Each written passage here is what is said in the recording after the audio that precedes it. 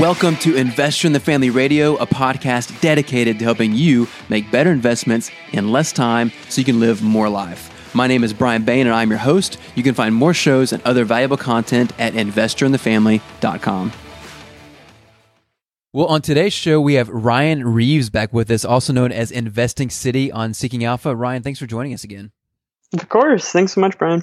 Well, we had a fun interview a few weeks ago on IQ, which was great. And you recently also wrote a piece on Apple entitled "Apple is Still Undervalued.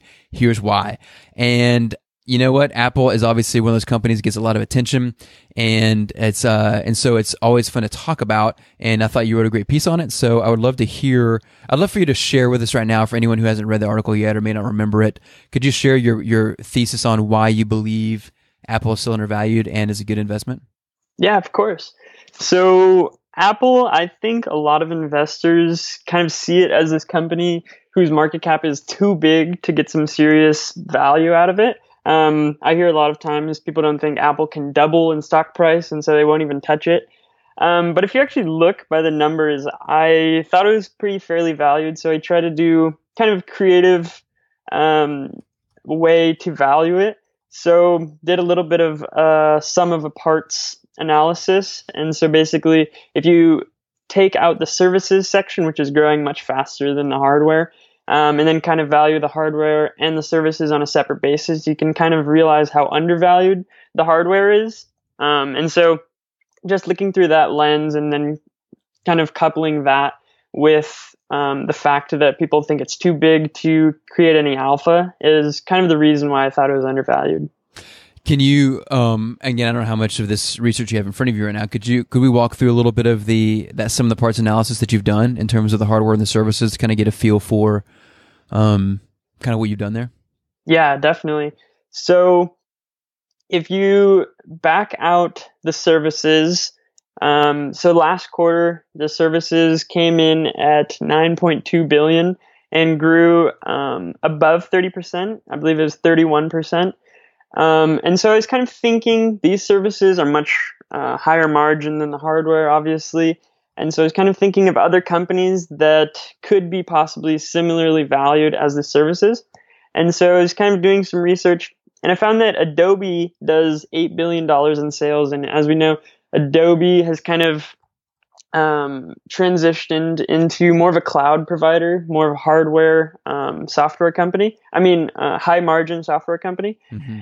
And so Adobe does $8 billion in sales for the year, but their market cap is, at the time that I wrote this, $120 billion. So profit margins for Adobe on $8 billion are about 30%. So you get $2.4 billion in profit. And then that kind of ends up with a 50 price to earnings ratio. That's how you get the $120 billion. And so I was kind of trying to do the same thing with the services. If you annualize Apple's services, which is actually growing faster than Adobe's revenue, then you get about 37 billion on the year.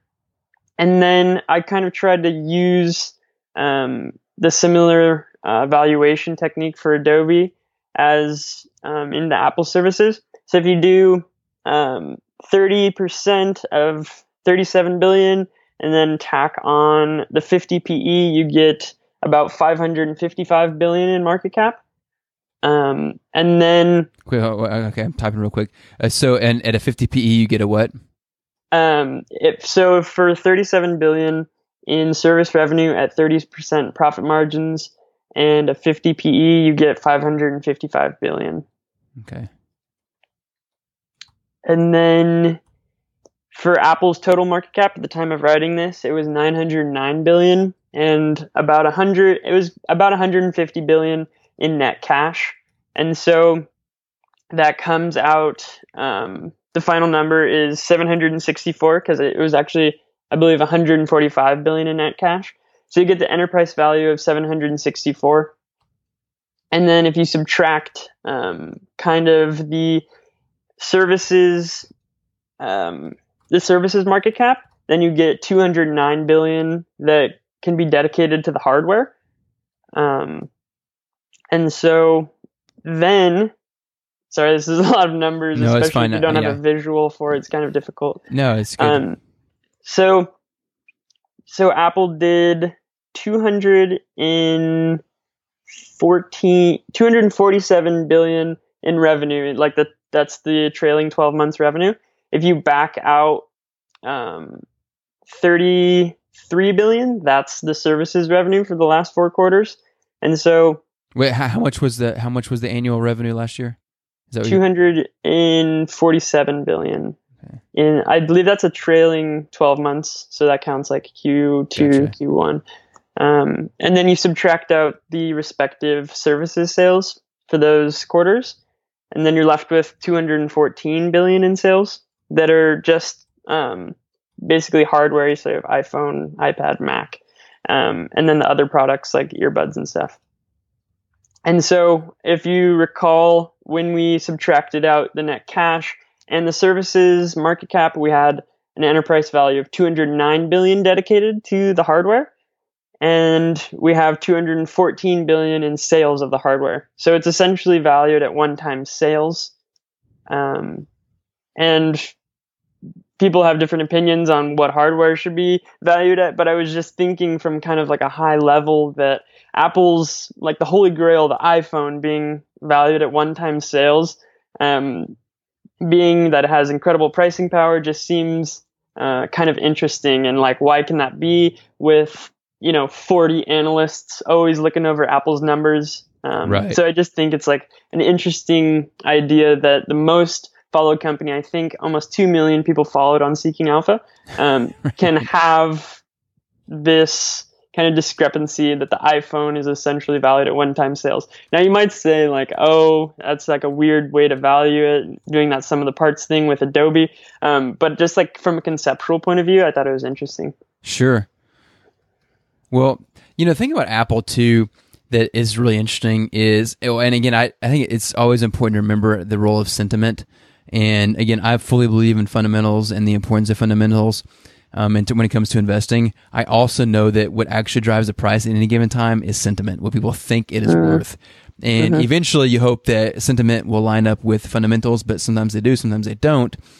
That being the case, I mean, Apple has been a juggernaut of a company for a long time, but I remember, was it 2013, something like that, when it was like surging and surging. I mean, it was like just jumping every day. It was amazing. And then of course, this was before it split, so it got up like in the 600s, and then it just fell off. It cratered down to like 400 or 300 something, and everyone obviously is like, oh, well, there's Apple, well, Steve Jobs isn't here anymore, again, Tim Cook, and all these doubts and stuff come in, and it makes sense that there's questions because there's always uncertainty about the future.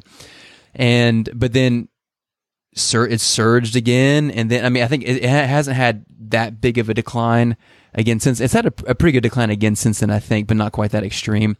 The reason I say that is throughout all that period of time, it was still one of the most followed companies in the world, and analysts were getting it super wrong. A lot of investors were getting it super wrong that entire time, which is fascinating because it just comes back and reminds us like how limited we are as people in terms of knowing the future, and then also being able to tame our own emotions and concerns. Because I mean, Apple, back when it dropped into 300s, again, I can't remember the exact number, was when it had that big drop, was an incredible buying opportunity. I mean, the split adjusted price back to today, I forget what it would be, but it was like, I mean, you could have like 4x your money on Apple. Right. I mean, think about 4xing your money on Apple in like 4 years. That is unbelievable. Exactly. But the thing is, if everyone else is selling, it's really, really hard to be like, hey, I'm going to buy. It's really hard to do. But doing the type of research like you're doing and getting under the hood, looking at numbers, it helps get you closer to a place of having the confidence and conviction to be able to buy when it's maybe not as popular. Yeah, I think you hit the nail on the head. There's one, I pulled up the article now. Kind of my investment thesis is, if the market is truly efficient, should a company be able to add nearly 450 billion of value in just 720 days? So Apple, when I wrote this, it was about 2 years.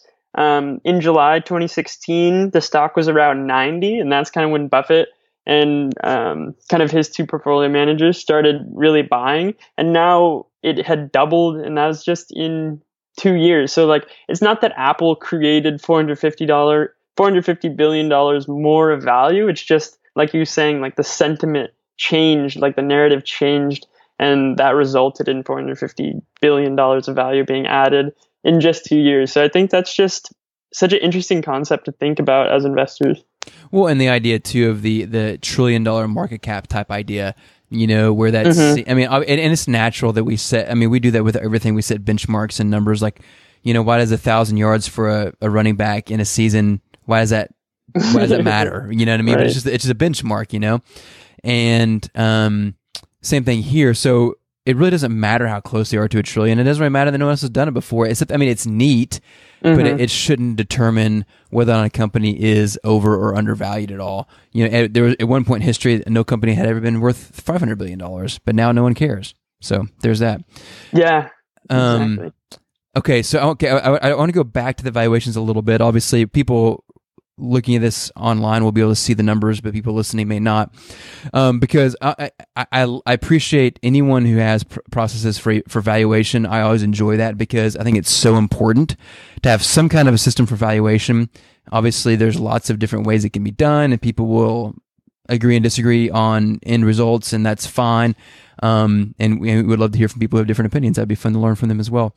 So, but basically what you've done here, you broke up the company into two main parts, services and hardware. And, people talk about Apple lives and dies by the iPhone. Obviously, it's a huge contributor to revenue. Services this year have really come on strong.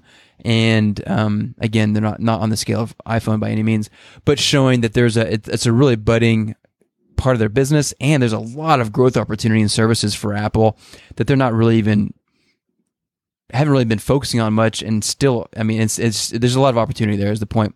So you break those two things up, and so you looked at in the last quarter actually let me back that out. They made $37 billion on the year on services, and you took a profit margin. Then you looked at Adobe to get kind of an example of what is a comparable, like a margin profile? Yeah, exactly. What's a comparable? What's a comp to look at in terms of profit margin, whatever else in Adobe? You picked Adobe, and you said margins are 30%. So then you use that on Apple and that Adobe value, and assuming that obviously there's an assumption that Adobe is fairly priced. Obviously, Adobe can be underpriced or overpriced. It could be overvalued. Yeah, right. There's things there, but that's natural. But once you do that, you apply the 30% profit margins like Adobe has, and look at the Adobe valuation. They had a PE of 50. That gives, let me see, the services portion of Apple's business a market cap of $555 billion, which is unbelievable. Right. And right now, the total market cap is a little over 900, is approximately 900 something. I didn't get the exact number. But then if you back out the cash of approximately 145, that gives you an enterprise value, which is the market cap minus cash on hand. Enterprise value is around $755 billion. And then you subtract out that services portion, and that leaves around $214 billion just for hardware. And that's exactly the amount of revenue they brought in. Is that the amount of revenue they brought in for hardware or profit? Revenue. Okay. Yeah. So that your whole thesis comes down to that valuation process and realizing the revenue of Apple's hardware is 1x, which is right. which basically is assuming people are saying, hey, this is never going to grow. Right. Which some people might believe. Yeah, some people might. Obviously, well, here's the thing: is we have to remember too is this isn't being judgmental, but most people don't do this kind of analysis to understand what something is actually worth. That's just true. I mean, most people don't go the extra mile to do that. Most people don't go the extra mile to read annual reports or presentations or dig under the surface to do this kind of analysis. And so most people don't know what you just said. And again, obviously, it's not a perfect valuation metric, but it's helpful. And so people don't realize, oh, I didn't realize that I'm valuing Apple at 1x sales and assuming the hardware, which is the heart and soul of the business, is never going to grow. So, exactly. And I also tried to do, like on an earnings basis, what, the comparable, earnings for that would be. So kind of looked at like the gross margins, and then, just because one-time sales, some people might think that is a little bit, I don't know. Some people don't like to value stuff by sales, so I try to look at the margins. And so basically came up with it. The market is valuing the hardware around 4 times EBIT. And so I can go through that if you're interested. Yeah. Well, let me think about this. I do. But before we move on past this piece, I just want to think through a few more things. I guess because I'm thinking through, because obviously people will hear this or read this and be like, well, what about that? What about this? And so I want to anticipate as much as possible in advance, and it'll just help you and me too. So by acknowledging some of the limitations here, first of all, I guess some people could say, well, a PE of 50 for services is too high. Mm-hmm. So you could say in that sense, we are overvaluing the services. And again, no one knows the future. There's some subjectivity to any of this, but with growing 30% year over year, and in my opinion, like I got to think about it because I haven't looked into it in a while. But I mean, the services that they offer, like there's so much scaling opportunity there. Exactly. That I think a really significant growth multiple is very appropriate for Apple services. And then coming back over into hardware, people could say, yeah, well, what's going to grow there? And obviously, I think watch will become a bigger deal than people think. Mm-hmm. I think some kind of augmented and virtual reality dynamic will come into play, and it'll be a bigger deal than people think. I think there's several different industries like that I think have a lot more promise and possibility than people are factoring in. And also iPhones are going to get more expensive. They're going to raise the price on those things, and if people pay $800 for an iPhone, guess what? They're going to pay $1,000. Exactly. And we're going to, it's going to happen. So yeah, anyway, so that I don't want to take too much of your time, but I think those are things to keep in mind too. And if you have thoughts on that, that's great. But if you want to move forward into the other valuation metrics, that would be awesome also. No, I didn't mean to jump ahead, but I think you are definitely right. Like the services, that also includes Apple Pay, which is another thing that I think is a little bit underlooked.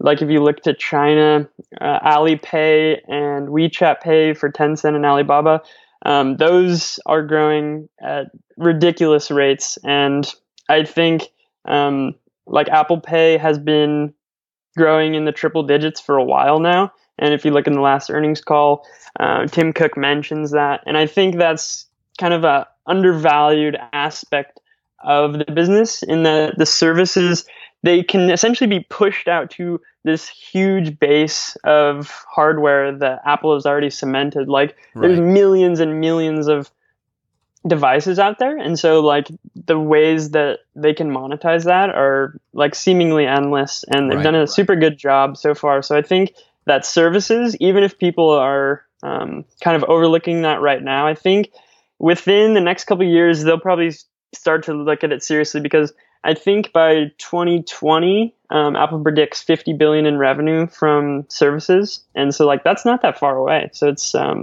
definitely something to keep an eye on. Absolutely. You know, and I've heard a few different things from people.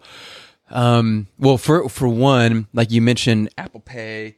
And then also, Apple News is something that, you know, they have this thing, and I forget how many users they have on there, but they've got a pretty significant user base on Apple News. And to my knowledge, they're not really doing anything with it from a monetizing standpoint. And you think about possibilities there in terms of maybe ads or whatever else. And maybe they don't care, but I know they're not doing it for the goodwill of humanity. I know that's true. And then apparently, this was an interview I did a couple months ago. Someone mentioned Apple showing some interest in social media dynamics through through iMessage, and just trying to find like an alternate way to create a more intimate version of like social media type service through their messenger service, which obviously, you know, I'm sure they could find ways to monetize that, which would be really interesting as well. And so the thing is, again, those are just the ideas we have right now. Yeah, like Apple Music coming up on Spotify, in terms of subscribers. So like Apple TV, and there's just like a lot of kind of optionality within the business model. Well, and I think you made the most significant point, is the fact that their growing hardware system as just an incredible platform for their services. I mean, like as Watch grows as iPhone grows and everything else grows, there's that many people out there or services they can push out to those people on a subscription basis. Exactly. So, okay, go ahead. You were going to talk about some other valuation metrics. Oh yeah. So if I was trying to kind of blend together a possible margin scenario on the hardware. And so Apple for the last quarter had a gross margin of 38%. And then I kind of had to ratchet that down because presumably the services segment is a bit higher. But services is also about 14% of revenue. So I kind of just brought down the gross margin to around 35%, just as kind of a guess. And then the operating expenses for Apple have typically been... This was last quarter or... correct. Okay. Correct.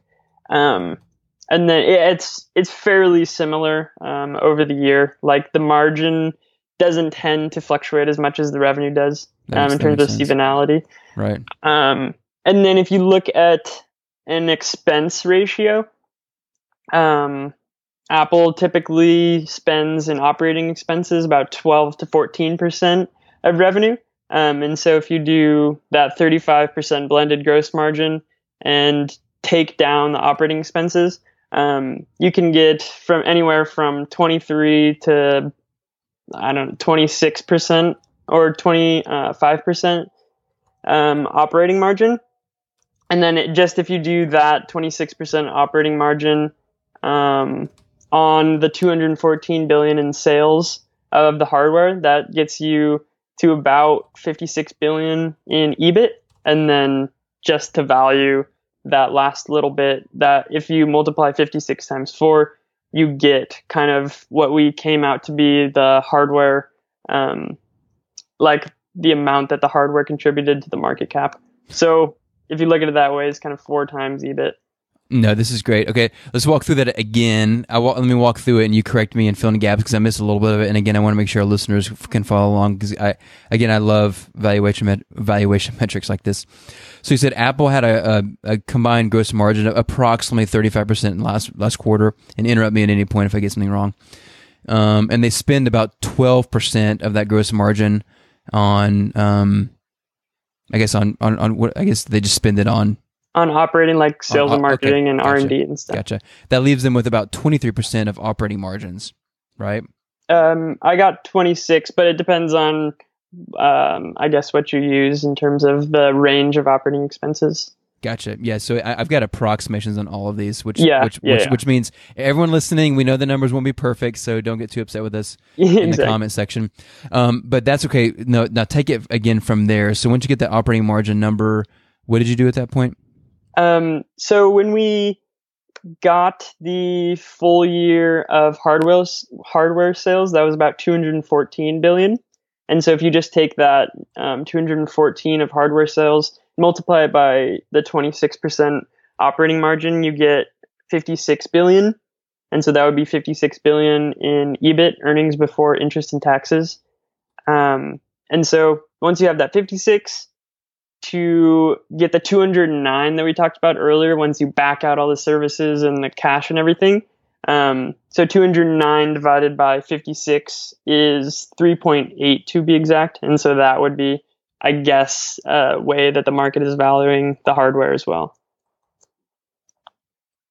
So 209 billion divided by 56 billion gives you, what was it again, about 3.7. So that gives you out a 3.7x valuation for the hardware. Right. Which is certainly reasonable if you think about a lot of the way companies are being valued these days. Yeah. I mean, 3.7x. That doesn't seem like that seems definitely much more reasonable than 1. So tell me this. So in this scenario, you approached the valuation of their hardware 2 different ways, and you end up with 1x on one side and 3.7x on the other.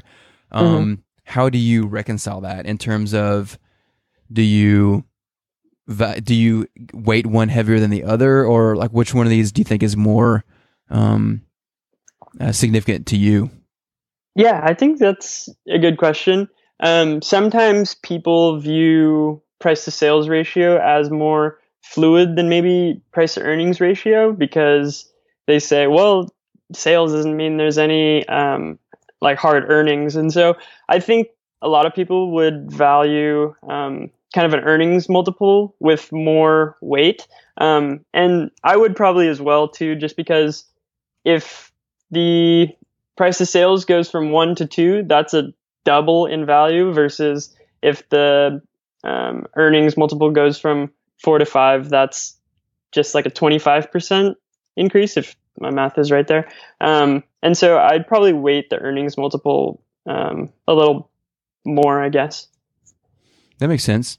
So let me see. So in light of all of this, okay, so if you're weighting the earnings multiple more, which the earnings multiple was more favorable of the hardware, giving it around a 3.7x multiple, does that then decrease the view in terms of how undervalued Apple is? Or you feel like, let me think.